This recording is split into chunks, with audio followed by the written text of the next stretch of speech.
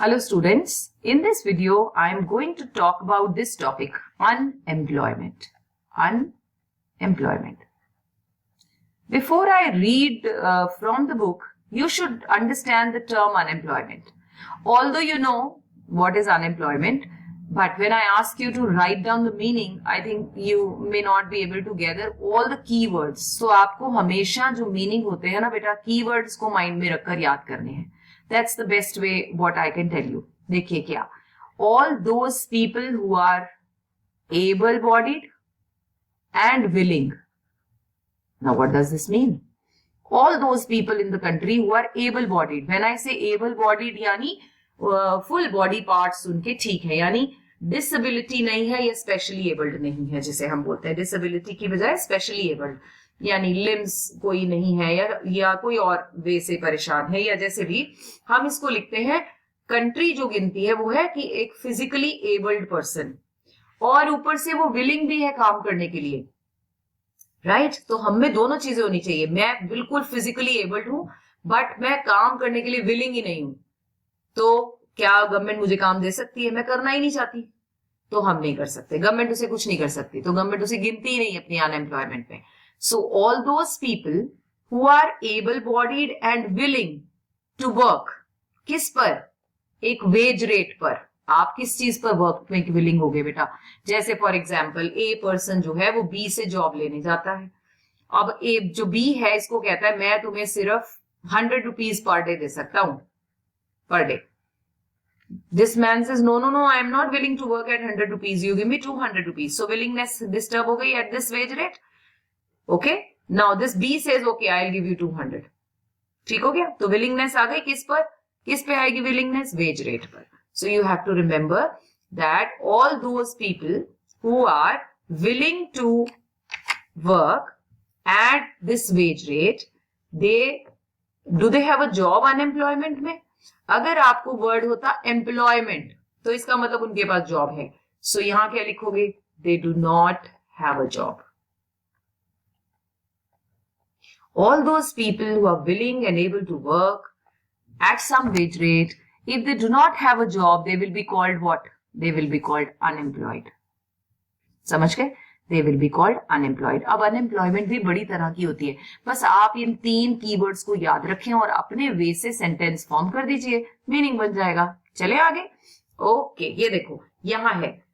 Unemployment is said to exist when people are willing to work at the wages they cannot find the job. आपको मिल गई है सारे. Able नहीं लिखा इन्होंने, आप ये भी लिखिएगा.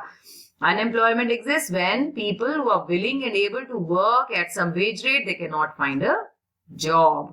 So they do not have a job. आप इसको क्या लिखेंगे? They are unemployed. तो आप ये वाला मीनिंग अपने नोट्स में कॉपी कीजिए. हम यहाँ से रीड करेंगे. सकल की स्टोरी हम ऊपर से पढ़ते आ रहे हैं. Sakal's mother Sheila looked after the domestic chores, children, and helped her husband Bhuta in the field. Sakal's brother Jitu and sister Situ spent their time playing and roaming. Can you call Sheila or Jitu or Situ unemployed? आप बोल सकते हैं इनको, घर में बैठे. हाँ बिल्कुल बोल सकते हैं. Why not? तो unemployment का मीनिंग दे दिया. Sheila is not interested in working outside her domestic domain. वो तो अपने घर में ही बच्चों को संभालना, खाना बनाना, कपड़े धोना, she is fine with that. Jitu and Situ are too small to be counted in the workforce population. अब एक बात और याद रखनी है, ये टर्म देखनी है बेटा, वर्कफोर्स. अब ये भी समझो. देखिए 2 तरह की फोर्स होती है. ये आपकी नॉलेज के लिए बता रही हूं क्योंकि आपकी क्लास के बच्चों को ये पता होना चाहिए. Labour force, workforce. Labour force कौन से लोग? 15 से 59 इयर्स तक के लोगों को हम इसमें देखते हैं. कौन से? 15 से छोटे चाइल्ड लेबर आ जाएगा, 60 से बड़े ये तो रिटायरमेंट एज है ना, तो ओल्ड एज लोग हो गए. All those people, remember, listen to me carefully, पहले मेरी बात सुने ध्यान से. All those people whose age is falling between 15 to 59, okay, या तो वो वर्क कर रहे हैं, दे आर वर्किंग, और they are seeking for work, ढूंढ रहे हैं. ओके, इन दोनों को मिलाकर क्या बनता है बच्चा? Labour force. लेबर फोर्स इसमें वो लोग नहीं आते जो क्या है, जो अनविलिंग हैं, अनविलिंग नहीं आएंगे, मतलब जो काम नहीं करना चाहते। जैसे आप लोगों की एज तो इसी में आती है बच्चों, अगर आपकी किसी की एज आती है, लेकिन अभी you are not available for work, not available, या तो आप अवेलेबल नहीं हो, आप अवेलेबल नहीं हो काम के लिए, अभी नहीं हो ना, या विलिंग ही नहीं है। इस एज के लोग जो काम करना ही नहीं चाहते, इन दोनों को हम अपनी लेबर फोर्स में नहीं गिनते। आई रिपीट, ध्यान से सुने। पहले तो आपसे एमसीक्यू में पूछ सकते हैं लेबर फोर्स की रेंज क्या है, तो बोलो 15 to 59। वो सारे लोग जो 15 to 59 में आते हैं, मैं भी आती हूँ ना, but I am here working. कुछ लोग हो सकता है अभी जॉब ढूंढ रहे हो बेचारे, दे आर अनएम्प्लॉयड, यानी एम्प्लॉयड प्लस अनएम्प्लॉयड, ऐसे लिख लो। एम्प्लॉयड जो काम कर रहे हैं वो भी लेबर फोर्स है, force which is working giving their labour, and unemployed. कौन से अनएम्प्लॉयड? जो विलिंग तो हैं लेकिन मिल नहीं रही जॉब उनको, जो विलिंग नहीं है उन्हें हम इसमें नहीं गिनते। और कौन किसको नहीं गिनते? जो अवेलेबल नहीं। जैसे आप लोग आते तो इसमें हो, अगर आते हो इस एज में, जैसे 11th-12th के बच्चे आ जाते हैं, आप छोटे हो तो अगर इस एज में है, but they are not ready right now, they are not available for work, they want to study, तो ये लेबर फोर्स। अब यहाँ टर्म क्या लिखी हुई है बच्चों? यहाँ बुक में लिखी वर्क फोर्स। वर्क फोर्स क्या होती है? वो सारे लोग जो काम कर रहे हैं, एम्प्लॉयड हैं। कौन सी एज? एज ग्रुप सेम है, 15 to 59। I am the one who is part of workforce, the one who are employed, काम कर रहे हैं। अब ये कहते हैं जीतू और सीतू तो बहुत छोटे हैं, वर्कफोर्स में नहीं गिने जा सकते। ओके, अच्छा एक और बात बताऊं, पेपर में आ जाता है लेबर फोर्स, आपको तो यहाँ नहीं लिखा, शायद टीचर ना डाले, लेकिन आपको पता होना चाहिए। आप देखिए labour force minus work force क्या होगा, बताओ जरा, दिमाग चलाओ। मेरा क्वेश्चन है labour force minus work force क्या मिलेगा? एम्प्लॉयड एम्प्लॉयड कट गया, क्या मिला? अनएम्प्लॉयड। तो अगर आप अपनी पूरी लेबर फोर्स में से, it's something like, let's understand in this way, अगर लेबर फोर्स 1 लाख लोगों की है और वर्क फोर्स में, लेबर फोर्स यानी दोनों जो काम कर रहे हैं, यानी 70,000 काम कर रहे हैं, 30,000 ढूंढ रहे हैं, अगर मैं इनमें से ये माइनस कर दूं जो काम कर रहे हैं, what will I get? I get unemployed. समझ में आए तो रख लो, नहीं समझ में आए तो इट्स ऑल राइट, क्योंकि आपके यहाँ पर लेबर फोर्स टर्म नहीं है, सो आई थिंक टीचर नहीं डालेगा, लेकिन as an economic student you should know, that is why I am telling you. Okay, चलिए आगे। जीतू, नीदर जीतू, सीतू और Sheela can be counted as unemployed. The workforce population includes, ये देखो लिखा है, अंडरलाइन कर लो, इसको हाईलाइट करो। वर्कफोर्स पॉपुलेशन में कौन आते हैं? 15 से 59 ईयर्स वाले। आपसे पूछे 15 से छोटे क्यों नहीं? भैया वो तो बच्चे हैं, चाइल्ड लेबर। 59 से ऊपर old age people. Suckers brother and sister do not fall within the age group, so they cannot be called unemployed. Suckers mother Sheila work for the family. She is not willing to work outside her domestic domain for payment. She too cannot be called unemployed, क्योंकि वो क्या है? Not available for work. वो कहती मैंने नहीं करना, she is not willing लिखा है बच्चों, not willing to work, समझ पा रहे हो? Great. She too cannot be called unemployed. Suckers grandparents, ये क्यों नहीं आएंगे? क्योंकि ये 59 से बड़े हैं, although not mentioned in the story, cannot be called unemployed. In case of India, we have unemployment in rural and urban areas.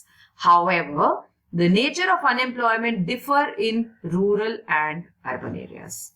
Rural areas में और urban areas में unemployment different होती है। ओके, चलिए समझे कैसे? इसके लिए ना तुम इस तरह से बना लो, यहां लिखो टाइप्स ऑफ अनएम्प्लॉयमेंट, आपके लिए इजी हो जाएगा।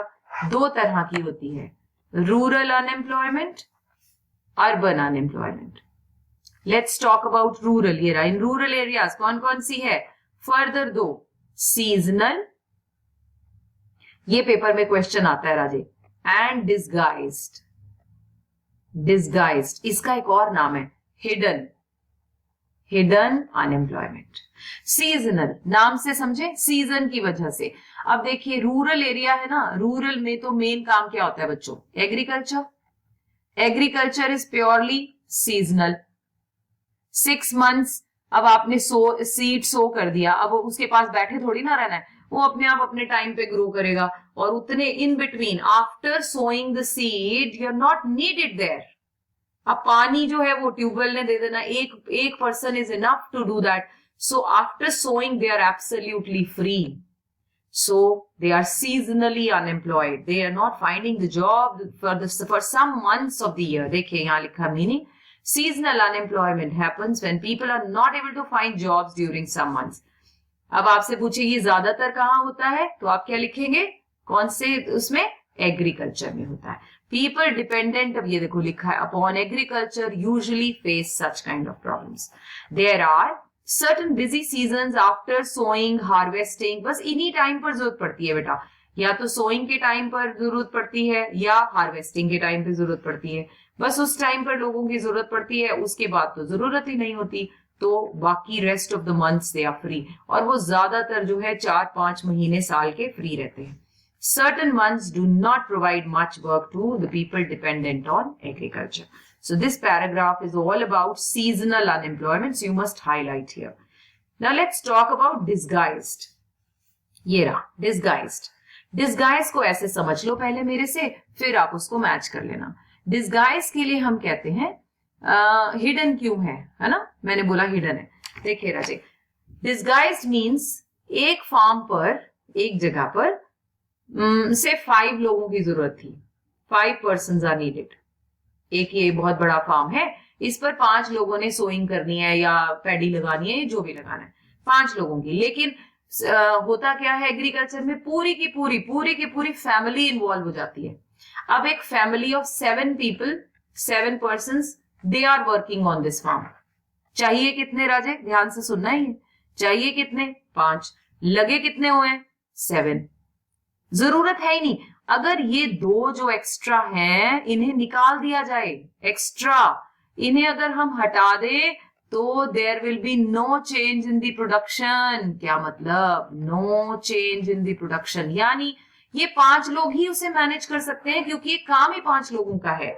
बट ये 2 एक्स्ट्रा लगे हुए हैं, इन दोनों को लगता है ये बड़ा काम कर रहे हैं, बट ये क्या है, अनएम्प्लॉयड है, लेकिन इन्हें पता ही नहीं, इसलिए इसका नाम क्या है, हिडन अनएम्प्लॉयड। बात समझ में आई। जरूरत से ज्यादा लोगों का किसी एक काम में लगे होना, इट्स समथिंग लाइक, ऐसे समझो, आपको फार्म का नहीं समझ में आएगा।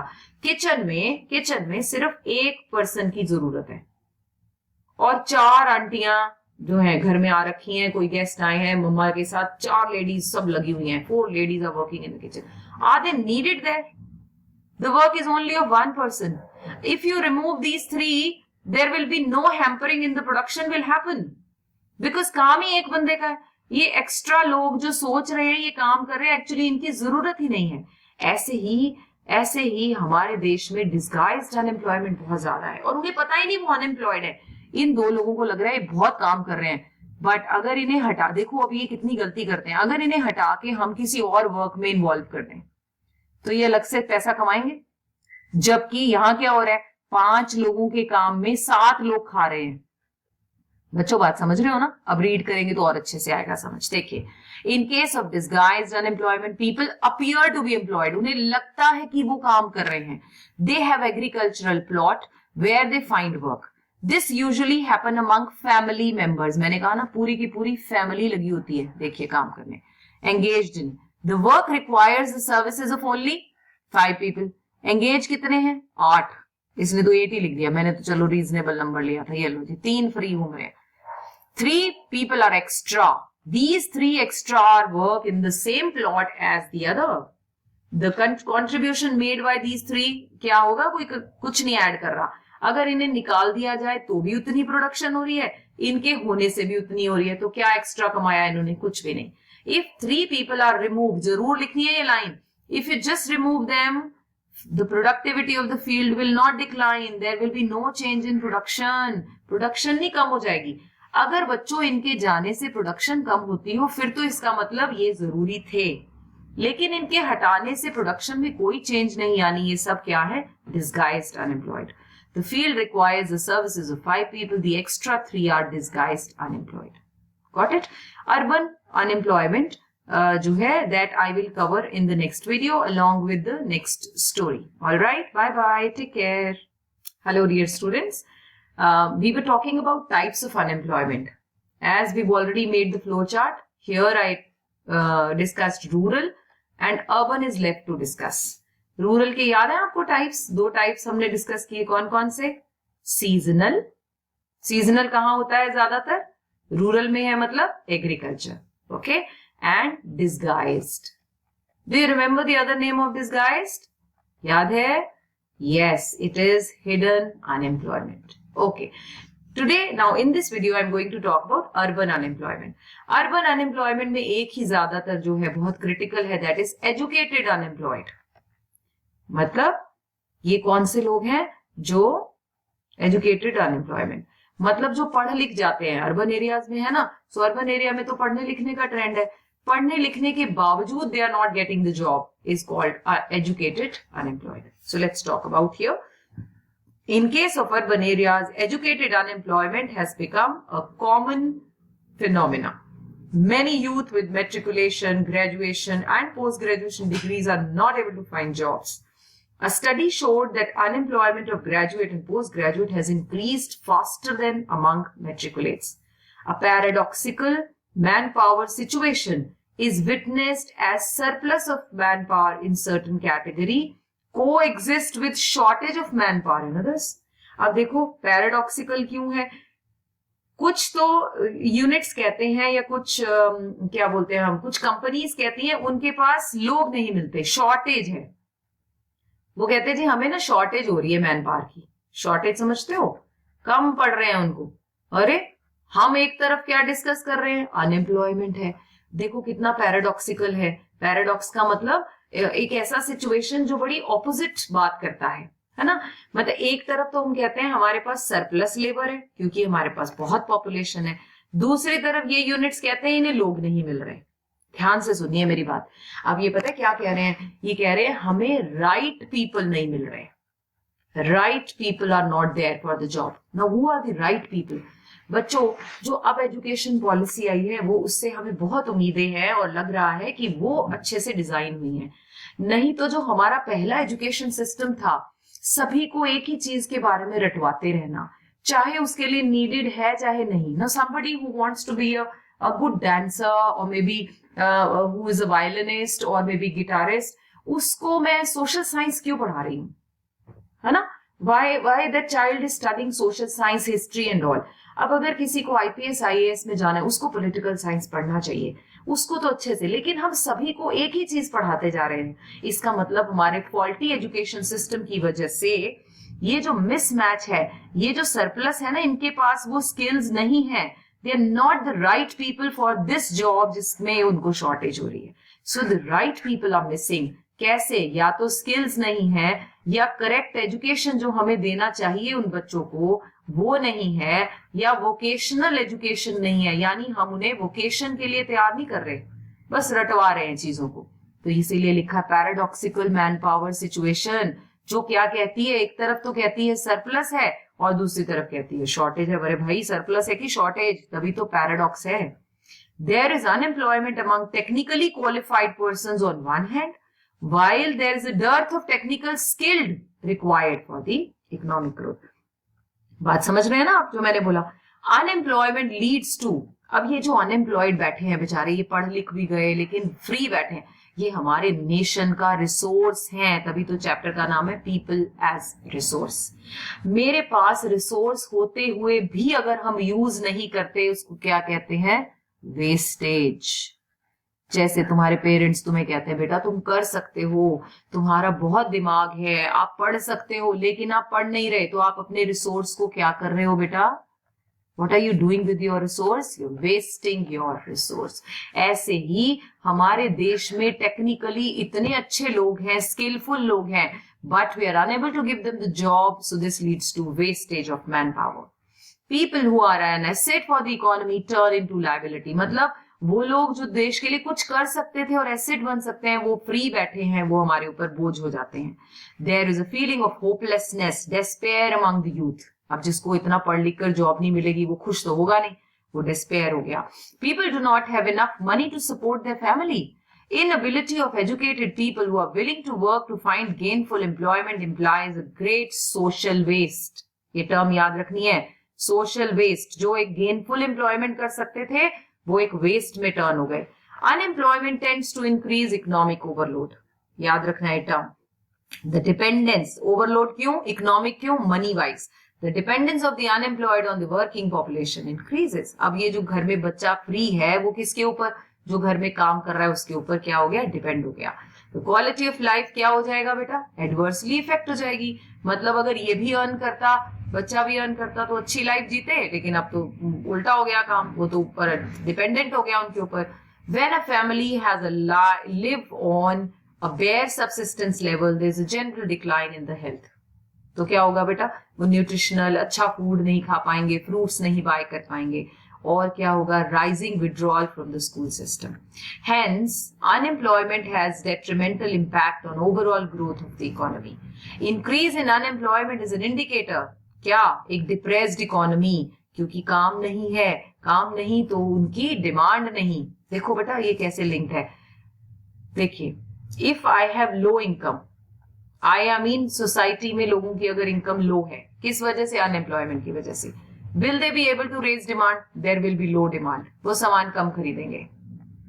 When there will be low demand, there will be low production, कोई बनाएगा ही क्यों अगर कोई खरीद ही नहीं रहा तो। प्रोडक्शन कम तो लोगों की सैलरीज कम, जिसे बोलते हैं distribution of income will be less, distribution कम हो जाएगा, क्योंकि भाई प्रोडक्शन होएगी तो जॉब्स मिलेंगे ना, नहीं तो वो भी निकाल देंगे। फिर जब उनको जॉब्स नहीं मिलेंगी उनकी भी इनकम लो। देखो ये क्या हो गया, ये तो लो लो लो, डिप्रेस्ड इकोनॉमी कहते हैं इसे, डिप्रेस्ड। ओके, चलिए, it also waste the resources which could have been gainfully employed. If people can not be used as a resource, they naturally appear as a liability to the economy. अगर कोई resource नहीं फिर liability है। In case of India, statistically, the unemployment rate is low. A large number of people represent with low income and productivity are counted as employed. क्या मतलब, large number of people represented with low income, मतलब लोग फिर compromise कर लेते हैं हमारे देश में। से फॉर एग्जाम्पल, अगर एक PhD होल्डर है, इसकी एक्चुअल सैलरी तो इसको कम से कम 50,000 तो मिलनी चाहिए, बट ये किसी स्कूल में 20,000 की नौकरी कर रहा है, तो अब ये नौकरी तो कर रहा है ना, इनकम आ रही, इसलिए इसको हम अनएम्प्लॉयड गिनते ही नहीं। इसलिए अपियरेंटली हमारे देश में अनएम्प्लॉयड कम है, एक्चुअली हमारे देश में अंडर एम्प्लॉयड ज्यादा लोग हैं बेटा। एक टर्म है अंडर एम्प्लॉयड, क्या मतलब, अपनी जितनी उनकी कैपेसिटी, उनका एफिशिएंसी, उनकी एजुकेशन, उनका स्किल है, उससे कम पैसे मिलते हैं लोगों को, तो इसे बोलते हैं under employed, but they are not counted in unemployed. They appear to work throughout the year, but in terms of their potential and income, not adequate. देखा, PhD के पास क्या होना चाहिए, पोटेंशियल, हायर क्लासेस पढ़ाए, इसको बेचारे को 4th 5th क्लास दी होती है और 20,000 की सैलरी होती है। The work that they are pursuing seems forced upon them. अब बेचारा जबरदस्ती ली होती है उसने, उसका दिल नहीं है, वो तो लेक्चरर बन सकता है कॉलेज में, लेकिन अब क्या करे, घर की forcefully he has to take up this job. They may therefore want other work of their choice. Poor people cannot afford to sit idle. तो वे क्या करेंगे, कॉम्प्रोमाइज करते हैं। I have seen people. Once I met a person in Delhi. He was an auto rickshaw driver, and I asked him to drop me somewhere, and he was talking to me in English. So I asked him, "What is your qualification?" He was M.Com MBA. Could you imagine? M.Com MBA. अब क्योंकि घर की हालत ऐसी थी, he could not wait for the right job to come. He waited for 2-3 years. He was talking to me throughout the journey. So he said that I waited for 2-3 years for a good job, but नहीं मिला, तो finally फिर मैंने एक auto जो है finance कराया और ऑटो चलाना शुरू कर दिया। See, so they cannot sit idle at home. They tend to engage in any activity irrespective of earning potential. Their earning keeps them on a bare subsistence level. अब वो बेचारा needs ही पूरी कर रहा है अपनी, और कहां से पढ़ा, DU से पढ़ा हुआ था। Could you imagine that? Moreover, the employment structure is characterized by self-employment. अब ये आ गया employment का structure. इसको हम कवर करेंगे नेक्स्ट वीडियो में। ऑल राइट, सो आप यहां तक इसको कवर कीजिए, अपने नोट्स में कॉपी कीजिए, and take care, bye bye.